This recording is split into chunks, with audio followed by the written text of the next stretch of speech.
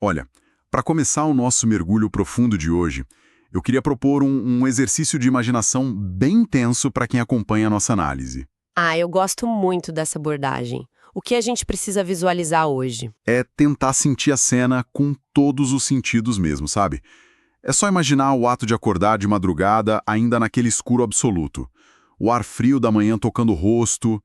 Nossa, o clima devia ser de uma tristeza esmagadora. Exatamente. Imagina caminhar em direção a um túmulo, carregando especiarias, com o coração completamente despedaçado pelo luto. A expectativa de quem faz essa caminhada é encontrar a morte ali, né? O fim da linha, o fracasso total de uma esperança. E aí acontece o choque frontal, não é? Porque, em vez de um túmulo silencioso, o chão simplesmente treme com um terremoto violento. Sim, e seres celestiais aparecem com roupas brilhando como relâmpagos. É, sem dúvida, a maior reviravolta de toda a história da humanidade. O túmulo de pedra maciça que deveria guardar a morte está lá escancarado e vazio. É um contraste brutal, sabe? A expectativa humana era de uma morte irreversível.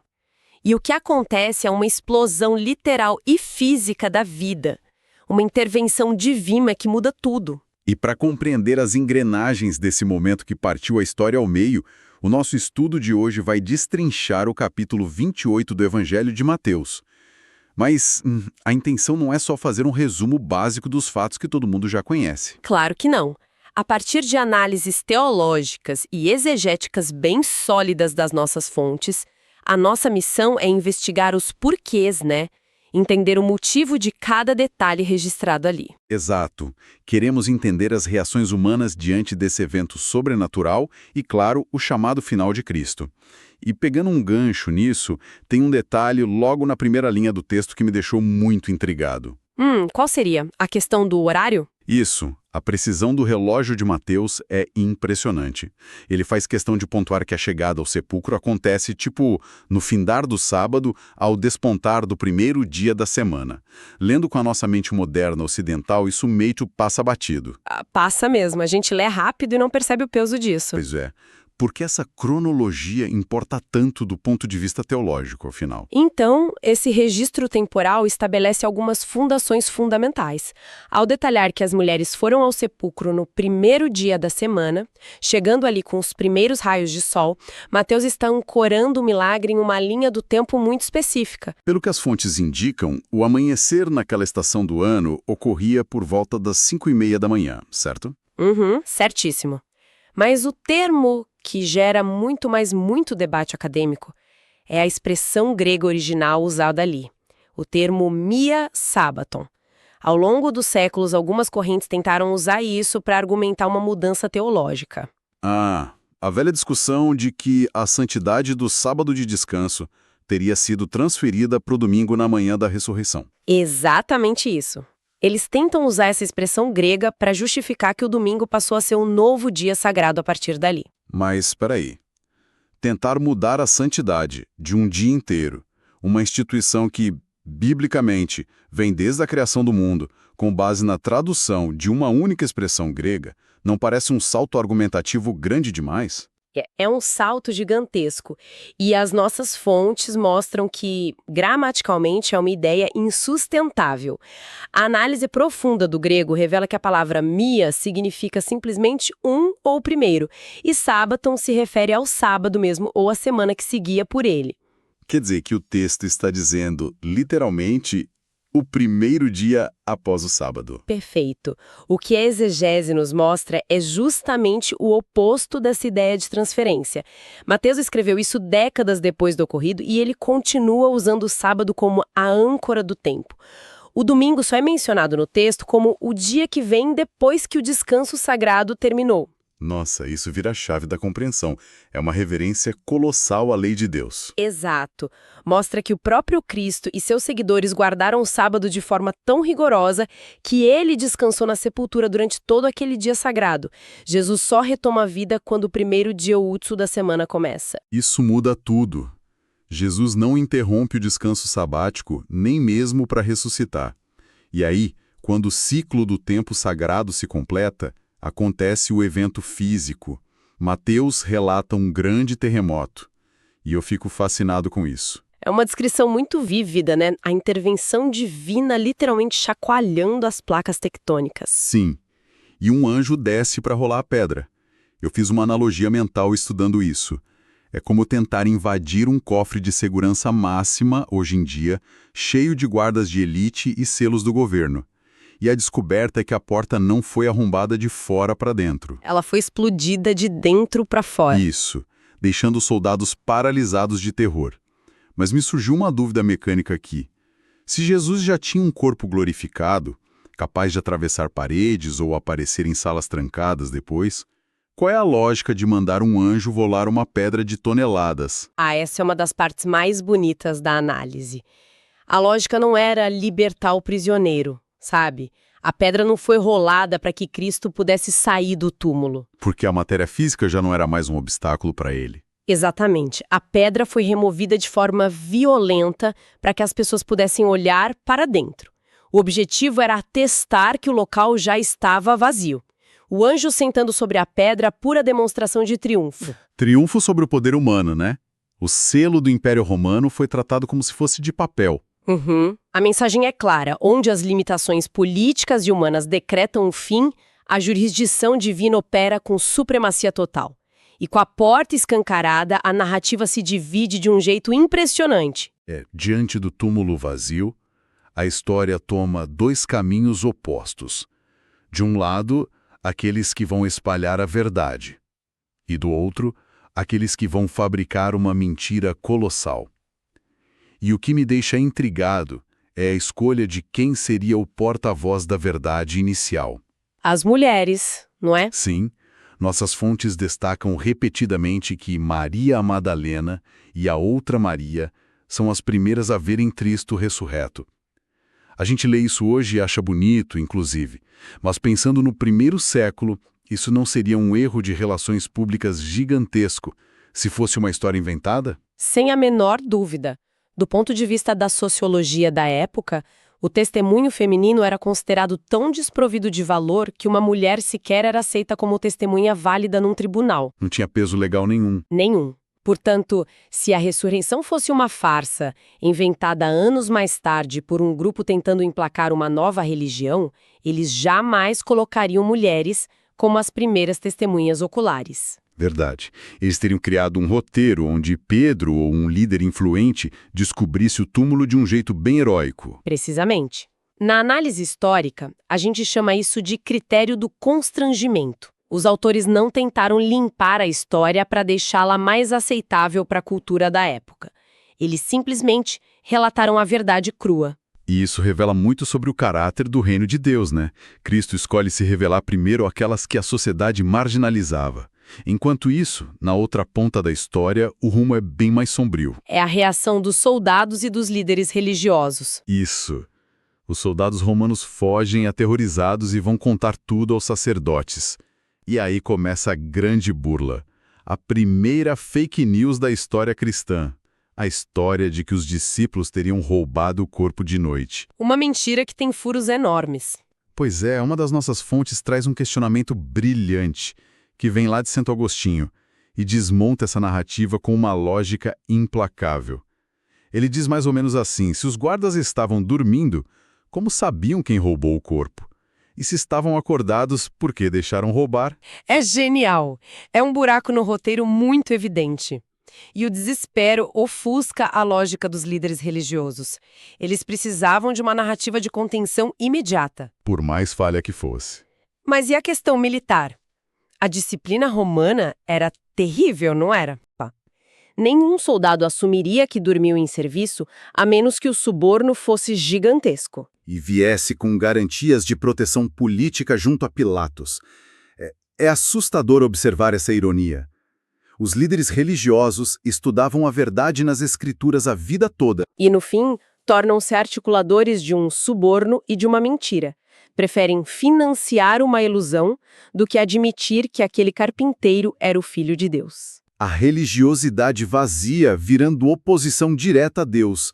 Eles não podiam negar o túmulo vazio. O corpo sumiu de fato, então tentaram controlar a narrativa. Mas a mentira não parava em pé diante do comportamento dos discípulos depois. Pense num argumento psicológico. Um grupo de pescadores covardes que fugiu com medo da cruz, de repente passa a enfrentar prisões e execuções afirmando que Jesus ressuscitou. Ninguém morre por uma mentira que ajudou a inventar, né? A única causa plausível para essa mudança de atitude é que eles interagiram com Cristo vivo, o que nos leva a pensar no que estava acontecendo nos bastidores cósmicos daquele domingo. A ação integrada da divindade. A ressurreição não foi apenas Jesus recuperando o fôlego. Nossas análises apontam para um esforço conjunto. Como assim um esforço conjunto? É o clímax de um plano desenhado desde a fundação do mundo. Não foi um plano B porque a cruz deu errado. A cruz e o túmulo vazio eram o centro do plano. E a gente vê a Trindade inteira atuando ali. O Pai, o Filho e o Espírito Santo trabalhando em uníssono. Isso mesmo. O Pai faz a promessa, o Espírito Santo atua como agente vivificador, Paulo deixa isso claro em Romanos 8, e o próprio Filho exerce a autoridade de retomar a vida. A ideia de uma chave mestra cósmica. Quando Jesus ressuscita, ele altera o segredo da fechadura para toda a humanidade. Ele não apenas sai da morte, mas ele a derrota como instituição. E tem um detalhe no capítulo anterior, Mateus 27, que mostra isso fisicamente. O texto diz que, no terremoto, túmulos se abriram e muitos corpos de santos ressuscitaram após a ressurreição de Jesus. As primícias, né? Essa conexão é fundamental para entender a escala do milagre. A abertura do túmulo de Cristo é a garantia de que todos os túmulos dos justos também serão abertos. Serviram como uma amostra de que a morte foi fraturada, o que significa que a fé cristã não é só uma filosofia bonitinha, é ancorada num triunfo físico contra o nosso maior inimigo biológico. Exato. Como um dos nossos materiais aponta poeticamente, o sepulcro vazio transforma o futuro em um destino habitável. A morte vira uma mera transição, um sono temporário. Um destino habitável. Lindo isso. E se a morte está quebrada, a autoridade de Cristo passa a ser absoluta e sem fronteiras. Mas aí eu fico pensativo com a reação de Jesus. Por que a ordem dele na grande comissão é tão diferente do esperado? Sim, se um líder humano recebe autoridade total no mundo, a primeira providência é subjugação militar, construir império. Mas a ordem de Jesus na Galileia é educacional. Ide e fazei discípulos de todas as nações. É que a natureza do reino que ele inaugurou não tem nada a ver com poder humano. O mandato de ir a todas as nações derruba barreiras raciais e geográficas. O objetivo não era conquistar com espadas, mas conquistar a mente e o coração com o ensino. E aqui entra uma distinção dolorosa que as fontes trazem a diferença entre admirador e discípulo. A ordem não foi fazer fãs de Jesus pelo mundo. Essa é a essência do problema das religiões superficiais. A multidão que seguia Jesus para comer o pão era de admiradores. Eles aplaudiam, mas fugiam quando a barra pesava. E o discípulo? O discípulo é um aprendiz em tempo integral. O admirador só concorda com a mensagem. O discípulo permite que a mensagem transforme a vida dele. Isso nos faz repensar a ênfase que muita gente dá a rituais. O batismo, por exemplo, muitas vezes é visto como uma linha de chegada. Mergulhou na água, pronto, salvação garantida. Só que o texto não para no batismo. Pois é. A grande comissão liga o batismo ao ato de ensinar a guardar todas as coisas. Não é um salto emocional cego. A verdadeira espiritualidade exige o uso da inteligência, certo? Exige profundamente. Separar o batismo do ensino contínuo é distorcer o comando de Cristo. A instrução intelectual e espiritual é o motor de um discipulado que se sustenta. Um sim apenas emocional seca na primeira crise. Até porque a instrução molda a mente para observar o que Cristo ordenou e não as tradições humanas. Mas vamos ser francos sobre a logística dessa missão gigantesca. Ir ao mundo inteiro, enfrentar perseguição. É um fardo que esmaga se a gente olhar só pelo lado humano. Exato. Como pessoas comuns conseguem suportar o peso de carregar essa verdade? A matemática simplesmente não fecha. E não fecha mesmo. Seria uma tarefa impossível, não fosse pela garantia que encerra o Evangelho. Jesus amarra toda a missão com a promessa: eis que estou convosco todos os dias, até a consumação do século. O Deus conosco, o Emanuel. Mateus começa o evangelho com essa promessa no capítulo 1 e termina com ela no 28, um círculo perfeito. E o grande paradoxo brilhante aí é a ascensão. Enquanto encarnado, Jesus não podia estar na Índia e em Jerusalém ao mesmo tempo. É limitado pelo espaço. Sim, mas ao enviar o Espírito Santo, a presença dele se torna universal. Através do Espírito, Cristo consegue estar infinitamente mais próximo de cada pessoa em qualquer lugar do globo. Essa proximidade espiritual é a chave que destranca qualquer prisão de medo. Sem essa promessa, a missão seria garantia de exaustão. Bom, olhando para o panorama completo de tudo que destrinchamos aqui, a jornada é fascinante. Muito fascinante. Da escuridão do túmulo até a montanha iluminada na Galileia. Começamos cercados de morte e mentiras financiadas pela elite e terminamos recebendo um plano mestre para mudar o planeta. A ressurreição provou que o sábado de descanso resultaria inevitavelmente no domingo do milagre. E isso nos leva a uma encruzilhada moral inescapável. É o contraste final que exige reflexão da nossa audiência. De um lado, a elite religiosa, que conhecia todas as profecias e viu as evidências, mas escolheu abraçar e financiar uma mentira por amor ao poder. E do outro lado? Pessoas comuns, mulheres sem voz na sociedade, pescadores indoutos. Eles examinaram a evidência, aceitaram a verdade crua e mudaram a história humana.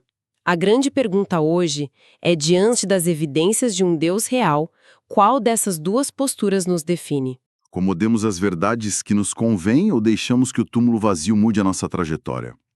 Essa provocação demanda a vida inteira como resposta. E com essa reflexão profunda, nós encerramos a análise de hoje. Mateus 28 nos convida a refletir sobre a missão que Jesus deixou para cada um de nós. Ide, portanto, fazei discípulos de todas as nações. Mateus 28, 19. Este é um chamado poderoso para compartilhar o amor e a verdade de Cristo com o mundo. Que possamos abraçar essa missão com fervor e dedicação, levando esperança e salvação àqueles ao nosso redor. Vamos nos unir em oração e ação, permitindo que Deus nos use como instrumentos de sua paz e luz em um mundo que tanto necessita.